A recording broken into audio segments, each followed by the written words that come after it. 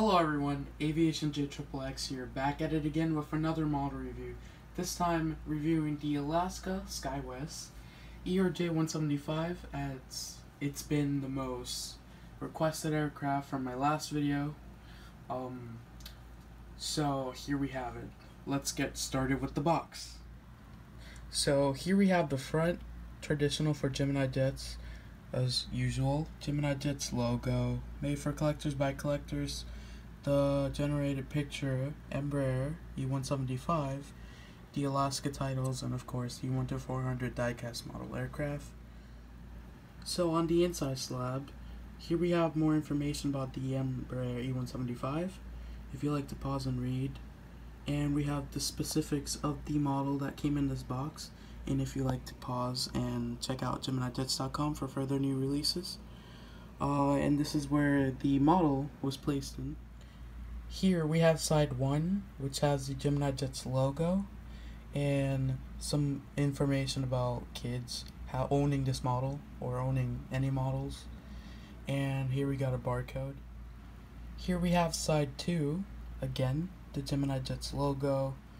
We got the generated picture, Embraer E-175, 1-400 scale diecast model aircraft, I don't know, GJ ASA 1726. Here we have the third side, GeminiJets logo again, and further information about collecting 1-400 and their quality. And finally we have the fourth side, which is the same information as the left side of the box, which is the GeminiJets logo, generated picture, Embraer E-175, and all that.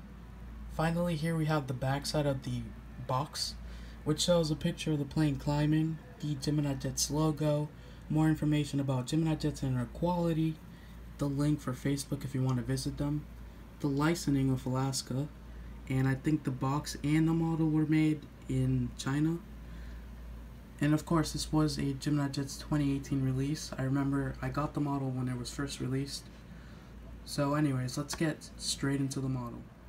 Starting with the left side, we can see the cockpit windows, the windshield wipers, the nose cone, pitot tube, which is really realistic on such a tiny model. Anyways, moving along, there is a little bit of wording that says operated by SkyWest. Following with the front landing gear, the L1 door, and the Alaska SkyWest titles. There is a little beacon light on top with the windows. Moving along the aircraft, we could see the General Electric CF-34 engines, which only operate on the E-170 and E-175. There is no wing exit because this is an E-175, not an E-190 or an E-195. The wings are very realistic. They have all the flaps, the slaps, the spoilers, aileron, and whatnot. Moving across the wing, there is the red navigation light, following with the enhanced raked wing tips. Moving along behind the wing, if you could tell, there is a cargo door, but it's very tiny, and you could see part of the belly antenna. And here we have the American flag following with the registration, which is November 182 Sierra Yankee, and the L2 door following with the beautiful Alaska livery, and the horizontal stabilizers and the APU. And here we have the right side, which is the same set of detailing except for the cargo door, which you can see very well over here. Anyways, same as the left side.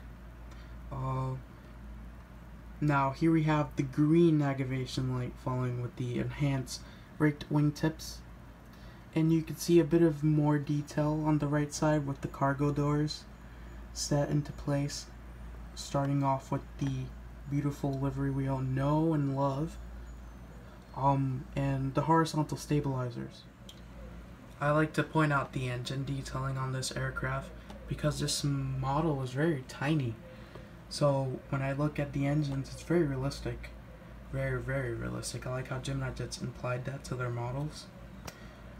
Here is the front view of the aircraft. As you can see here, looks very beautiful. one of my favorite aircraft. Well, one of my favorite regional aircraft. Here's what the top of the aircraft would look like, which is amazing. Now here we can see the APU, which is just a little black dot, which looks very realistic. Here is the back side of the aircraft. Amazing. Finally, moving along toward the bottom of the aircraft, we can see its beautiful front landing gears and crazy amount of detailing. Better than the top, honestly. We could see the beautiful cargo door, the first one on the right side. We can see the beacon lights following with the engine decaling and the main landing gears. Not a whole lot of detailing on the wing, but it's still very good wings. This is what it would look like if you were looking at the bottom of this plane turning of the enhanced raked wingtips. I like those wingtips, they're beautiful. Anyways, you can see the stand hole where you could put the stand, which I'm going to show later. The GeminiJets logo, the very long antenna on the bottom, following with the livery, and ending with the horizontal stabilizers and the APU. So this wraps up the model review. I tried to put the model on the stand, but the stand hole was too small and it couldn't stand. But hey, still a pretty really good model. I give the model a 9.8 out of 10 because it is a very detailed and very tiny model. Very impressed of the detailing they put on this model, and I would like to get the other versions or the other airlines that operate the E-175 with the raked wingtips. I know they released the American one and the United one. If I have a chance, I will get them. But this wraps up the model review. And also, tell me what model should I review next. I'll put a poll so you guys can see and choose which model, and then the model that gets the most votes I will be reviewing next. Anyways, remember to subscribe to my channel if you haven't, if you're new here.